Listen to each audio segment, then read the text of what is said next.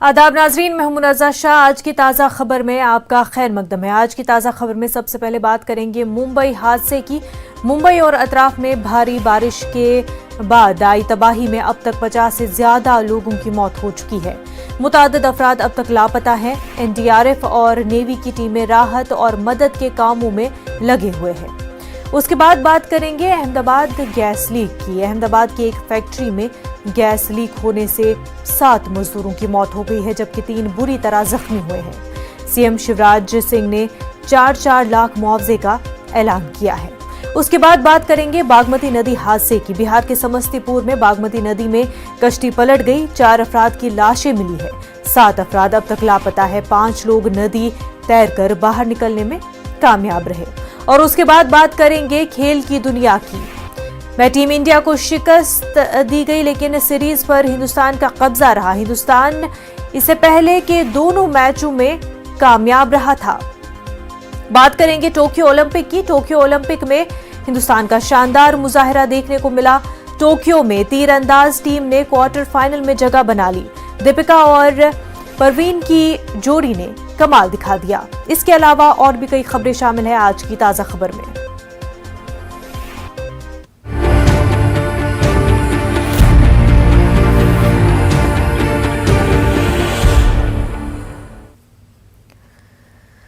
इस वक्त की बड़ी खबर जम्मू कश्मीर से सामने आ रही है। बांडीपुरा के जंगलाती इलाके में एनकाउंटर हुआ है।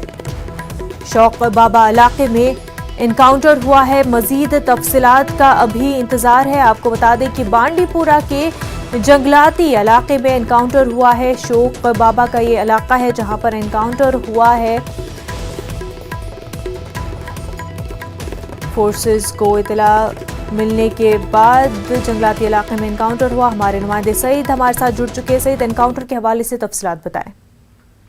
देखिए मुनाज़ा, ये जो बांडीपुरा का शौक बाबा जंगलाती इलाका है जी, वहाँ पे फौज को इत्तला मिली थी कि जंगलाती इलाके में कुछ मिलिटेंट्स को देखा गया है। उसके बाद फौज, पुलिस और सीआरपी अपने इलाके को घेरे में लिया और जो ही वो इलाके की ओर बढ़ रही तो उस दौरान वहाँ पे जो छुपे बैठे मिलिटेंट थे उन्होंने फायर खोला। इसके बाद जो एनकाउंटर है वो शुरू हुआ। यहाँ पे मैं मुनाज़ा आपको ये भी बताता चलूं कि 2018 में इसी इलाके में 5 मिलिटेंट मारे गए थे। एक बहुत बड़ा एनकाउंटर हुआ था जी। और इस इलाके में अक्सर ये बात देखने को मिली है कि वहाँ पे जो मिलिटेंट्स की मूवमेंट है वो देखने को मिल रही है। फिलहाल ताजा तरीन जो अपडेट है वो ये है कि इलाके में जो फायरिंग है वो जारी है और फौज के मजीद दस्ते हैं वो बुलाए गए हैं ताकि मिलिटेंटों को फरार होने का कोई मौका न मिले। जी मुनाज़ा। सईद, कितने मिलिटेंटों के वहां छुपे होने का अंदेशा जाहिर किया जा रहा है? जी मुनाज़ा, कहा जा रहा है कि 2 से 3 मिलिटेंट उस इलाके में छुपे बैठे हैं जी। और फिर इस वक्त जो है गोलियों का तबादला वो जारी है। और जो दूसरे इलाके, क्योंकि जंगलाती इलाका है और ऐसे इलाकों में चांसेस रहते हैं कि मिलिटेंट शायद फरार हो जाए, लेकिन फौज को जो मजीद दस्ते वो बुलाए गए हैं ताकि मिलिटेंट को फरार होने का मौका न दिया जाए। सईद, कोई इतला की किस ऑर्गेनाइजेशन से वाबस्ता है ये मिलिटेंट? देखिए मुनाज़ा, इस हवाले से पुलिस का कहना है कि ये कहना कबलत वक्त होगा कि ये जो मिलिटेंट है, लेकिन आमतौर पर कहा जा रहा है कि इस इलाके में लश्कर तैयबा से जो वाबस्ता मिलिटेंट है वो उनकी मूवमेंट जारी रहती है। जी मुनाज़ा। बिल्कुल सईद, बेहद शुक्रिया आपका तमाम तफसीलात के लिए।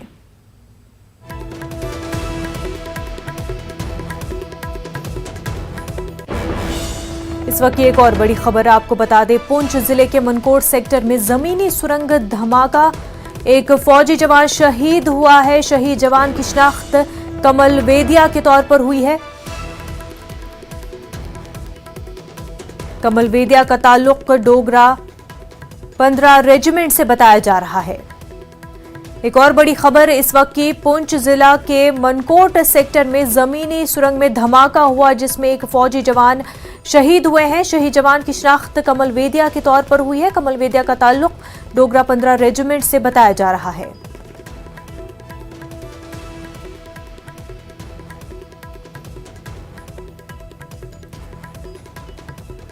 तो मनकोट सेक्टर में जमीनी सुरंग में धमाका हुआ और इस धमाके के नतीजे में एक फौजी जवान शहीद हो गया है।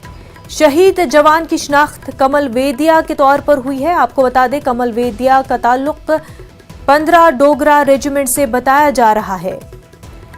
ये धमाका किस वजह से हुआ है, सुरंग में क्या आईईडी था, इस हवाले से तफसीलात अभी बाकी है। लेकिन अभी आपको बता दें जो इस वक्त बड़ी खबर सामने आ रही है, मनकोट सेक्टर में धमाका हुआ, सुरंग में ये धमाका हुआ जिसमें कमल वेदिया शहीद हुए और उनका ताल्लुक 15 डोगरा रेजिमेंट से बताया जा रहा है।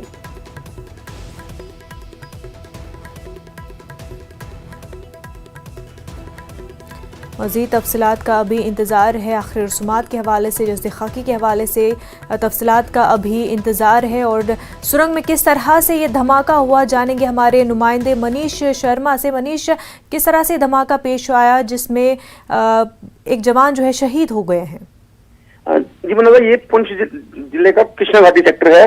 LOC पे मनकोट एरिया में ये जो जवान तैनात था और आज सुबह कहीं गश्त के दौरान जो है गलती से उसका पांव जो है माइन पे आ गया और जिसमें धमाका हो गया और उसके कुछ ही देर बाद वो जो जवान शहीद हो गया। जी, और उनके आखिरी रसूमात के हवाले से वो किस इलाके से है, किस रियासत से है और उनके जैसे खाकी को उनके आबाई वतन कब लिया जाएगा? जी मनोज, ऐसा कि अभी उसकी लाश को जो है पोस्टमार्टम के लिए मेंढर बुलाया गया है हॉस्पिटल में। और ये जो जवान है कमल वैद्य है इसका नाम, और 27 साल इसकी उम्र है और ये हिमाचल प्रदेश के हमीरपुर का रहने वाला है। और जो आखिरी रसूमात के लिए जो है उसकी जस्ते खाकी जो है वो दोपहर बाद भेजी जाएगी, क्योंकि पोस्टमार्टम के बाद जो जितनी भी फॉर्मेलिटीज है वो पूरी की जाएंगी और उसके बाद उसकी जो लाश है उसको आबाई गाँव भेजी जाएगी। बिल्कुल मनीष, बेहद शुक्रिया आपका।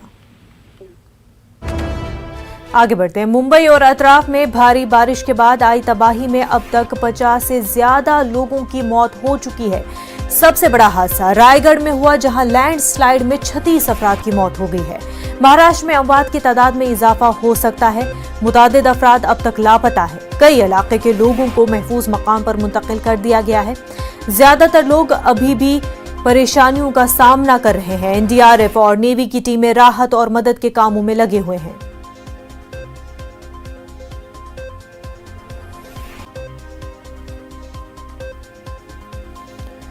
महाराष्ट्र में मुंबई के हवाले से काफी ज्यादा तबाही मची हुई है। हमारे नुमाइंदे सर्वेश तिवारी बराह रास्त हमारे साथ जुड़ चुके हैं। सर्वेश, 50 से ज्यादा लोगों की मौत महाराष्ट्र में हो चुकी है।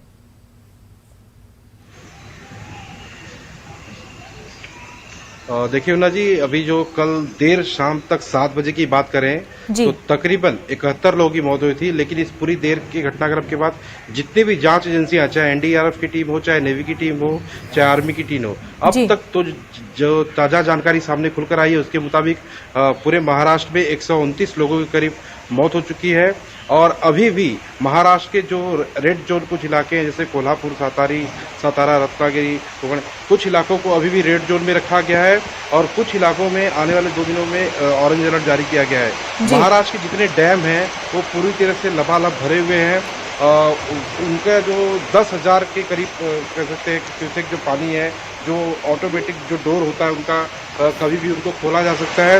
और कुछ खबरें ये भी आ रही हैं लोकल लेवल पर कि जिन जिन जिलों के कलेक्टर्स हैं उनके हवाले से ये खबर खुलकर तो कोई ऑथेंटिक बयान नहीं देता नजर आ रहा है, लेकिन ये कहा जा रहा है कि महाराष्ट्र के कुछ डैम के पास कुछ अधिकृत लोगों ने बांध काम भी किया था। उसके वजह से जो बांध का पानी है वो रुकने में जो बहने की जो उसकी दिशा थी वो सामने से न बहते हुए उनके बनने की वजह से वो पानी दूसरी तरफ मुड़ गया। तो कुल मिलाकर महाराष्ट्र में एक बड़ी आफत है, महाबाढ़ है, जिसको लेकर खुद देश के प्रधानमंत्री नरेंद्र मोदी परसों महाराष्ट्र के मुख्यमंत्री से बातचीत कर चुके हैं और हर संभव मदद करने की कोशिश कर चुके हैं। अगर NDRF टीम की बात करें तो तकरीबन 26 से अधिक टीमें जो NDRF की टीम है वो महाराष्ट्र के अलग अलग जिलों में अपनी पूरी जितने भी उनके शस्त्र सामान है बचाव कार्य के लिए उनके साथ पहुंच गए हैं। आर्मी की टीम भी रवाना हो चुकी है, नेवी की टीम भी रवाना हो चुकी है। आर्मी का इस्तेमाल, जो उनकी यूनिट है उनका इस्तेमाल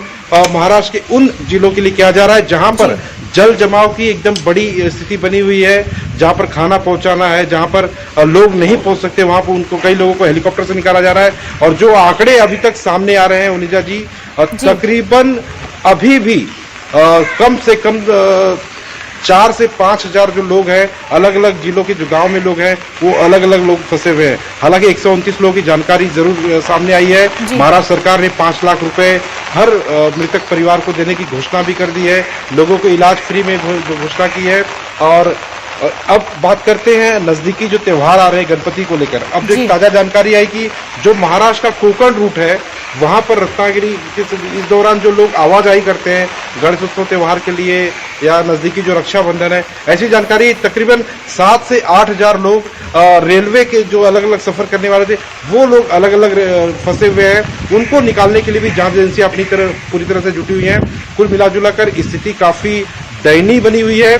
जांच एजेंसियां पूरी तरह से अलर्ट है। हालांकि जिस तरह से मौसम विभाग ने 6 दिन पहले महाराष्ट्र में चाहे मराठवाड़ा की बात हो, चाहे मध्य महाराष्ट्र के पश्चिम महाराष्ट्र हो, कोकण की बात हो, गोवा की बात हो, रेड अलर्ट जारी किया था 2 दिन के लिए और तीसरे दिन से ऑरेंज अलर्ट जारी किया था। उसको लेकर जिले के सभी कलेक्टर पूरी तरह से आश्वस्त थे, सूचना भी मिल चुकी थी। लेकिन इतनी बड़ी आपदा महाराष्ट्र में, इतनी तेज बारिश आ जाएगी, सभी डैम फुल हो जाएंगे, लबालब होकर बहने लगे, इसका कोई अंदाजा नहीं लगा पाया था। बिल्कुल सर्वेश, बहुत शुक्रिया आपका तमाम तफसीलात के लिए। आगे बढ़ते हैं। बाराबंकी में एक सड़क हादसे में 4 लोगों की मौत हो गई जबकि 35 से ज्यादा लोग जख्मी हुए हैं। खबर के मुताबिक ट्रैक्टर और ट्रक की टक्कर हुई थी। सभी मजहबी कामों की अदायगी के लिए जा रहे थे। कई अफराद बुरी तरह जख्मी हुए हैं, उनकी हालत शदीद है, इलाज चल रहा है।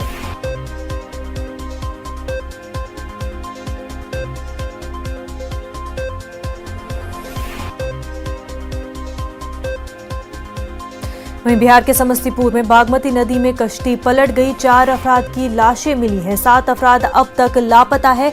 5 लोग नदी तैरकर बाहर निकलने में कामयाब रहे। इलाकाई लोगों की मदद से तलाशी मुहिम चल रही है। इस इलाके में सरकारी गोताखोरों की कमी की वजह से परेशानी हो रही है।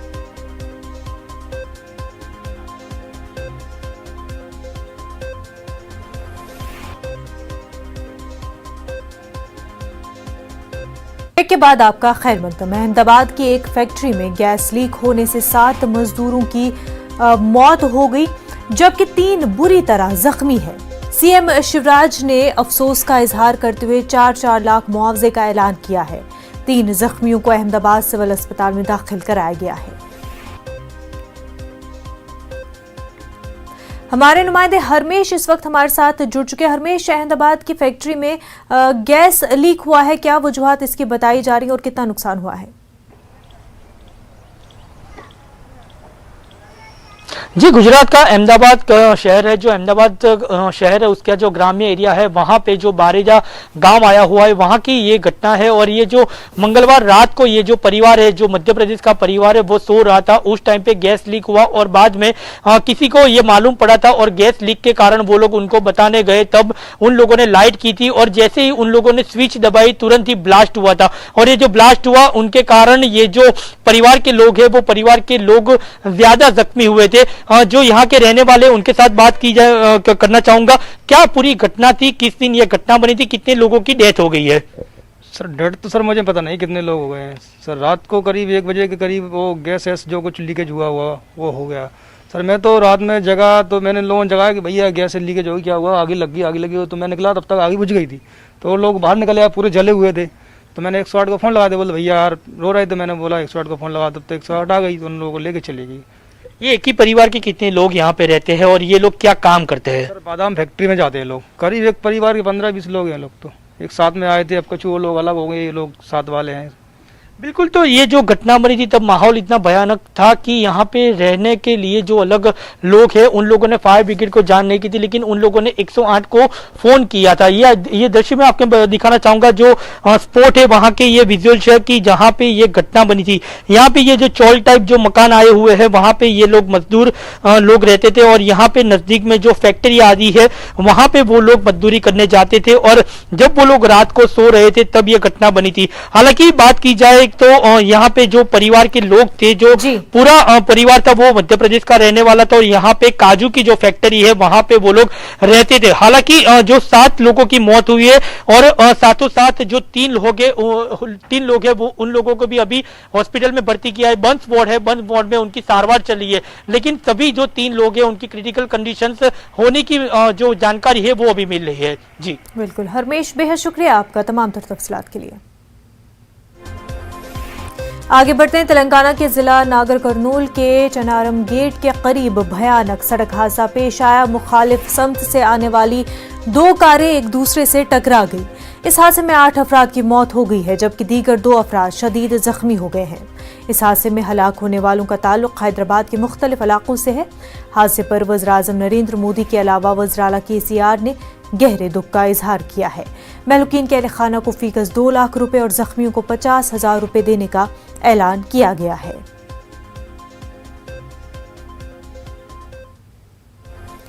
किसानों को मवाली कहने वाली बीजेपी रुकन पार्लियामेंट मीनाक्षी लेखी के खिलाफ दिल्ली में यूथ कांग्रेस की जानिब से बड़े पैमाने पर एहतजाज किया गया।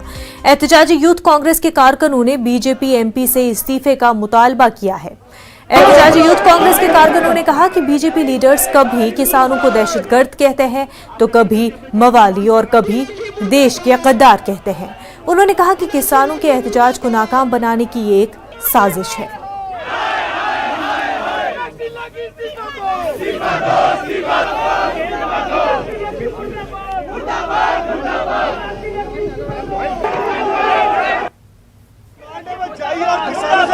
माफी मांगिए, क्योंकि जिस तरीके की बात किसानों के लिए बोली है वो बिल्कुल एक राज्य मंत्री को शिकायत की और इसमें पूरी तरीके से मोदी जी का हाथ है।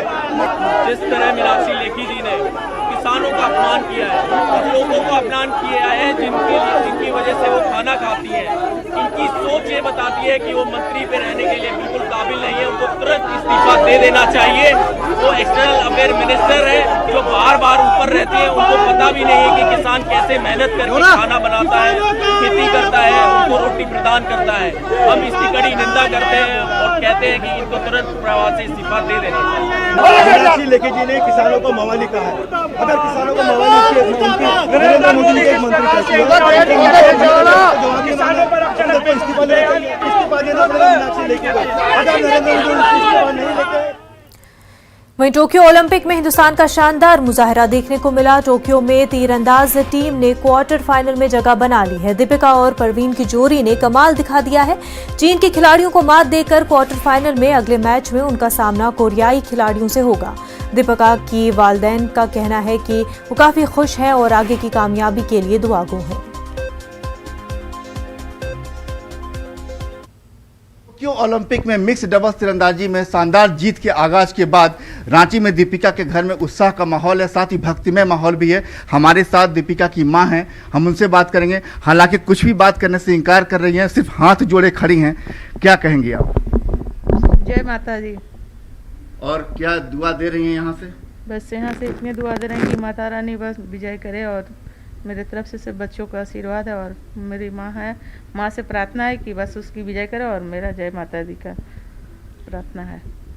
जुबान पर सिर्फ जय माता दी का नाम है और बेटी को यहीं से दुआ दे रही हैं। साथ भी परवीन जाधव को भी दुआ दे रही हैं कि मिक्स डबल्स में शानदार विजय हासिल हो, गोल्ड जीते। आने वाले मुकाबले हैं उनके लिए आशीर्वाद है। एक मुकाबला तो दीपिका टोक्यो में लड़ रही है, दूसरा मुकाबला घर में किस तरह परिवार जो लड़ रहा है वो हम आपको दिखाना चाहते हैं कि बाकायदा यहाँ पर टारगेट बनाया गया है और इस टारगेट के आगे ही जो दीपिका की माँ खड़ी है कि बेटी जो है इसी टारगेट पर, जो आप देख रहे हैं कि यहाँ पर जो प्लस का साइन दिया हुआ यहीं पर जो है हाथ जोड़े खड़ी हैं और माँ से, माँ दुर्गा माँ से यही प्रार्थना कर रहे हैं कि माता दी आज बेटी को टोक्यो ओलंपिक में मिक्स डबल्स में गोल्ड दिलाएं। कैमरामैन संजीव तिवारी के साथ संजय कुमार सिन्हा, न्यूज 18 रांची। तेलंगाना में कोरोना वायरस के 643 नए केसेस सामने आए हैं। कल एक ही दिन में रियासत भर में कोरोना से 4 मरीजों की मौत हो चुकी है। महकमे सेहत की रिपोर्ट के मुताबिक कल रियासत भर में 1,20,530 अफराद का कोरोना टेस्ट किया गया, जिसमें से 643 अफराद कोरोना से मुतासिर पाए गए। ग्रेटर हैदराबाद के हुदूद में सबसे ज्यादा 77, जबकि करीमनगर में 68, खम्मम में 57, वरंगल में 54 केसेस दर्ज हुए हैं। जिला नारायणपेट में एक भी कोरोना का केस दर्ज नहीं हुआ।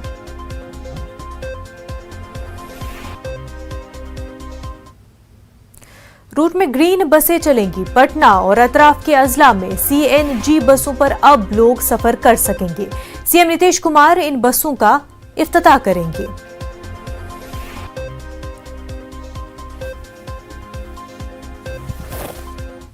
चमचमाती हुई बसें हैं और लोग अब आरामदायक सफर कर सकेंगे। किराया भी कम होगा, यानी 5 रुपये से लेकर 45 रुपये तक किराया रखा गया है। पटना सिटी से दानापुर, बांकीपुर से बिहटा और बिहटा IIT तक ये अलग अलग 3 रूटों में बसें चलेंगी और CNG बस को लेकर देख सकते हैं कि सभी प्रकार की तैयारियां पूरी कर ली गई है। जरा दूसरी तरफ भी आपको हम दिखाते हैं कि देखिए जो परिवहन निगम कार्यालय है वहां पर सभी बसें आकर खड़ी हैं। तो निश्चित रूप से दिल्ली की तर्ज पर अब पटना में भी अब बसों का आप आनंद उठा सकेंगे। अत्याधुनिक सुविधाओं से ये लैस है बस। GPS से लेकर जो वाटर कूलर है या फिर फर्स्ट एड सिस्टम या CCTV कैमरे से लैस जो बस है, आप देख सकते हैं किस तरह से, यानी किराया भी काफी कम है और लोगों को प्रदूषण से काफी मुक्ति मिलेगी।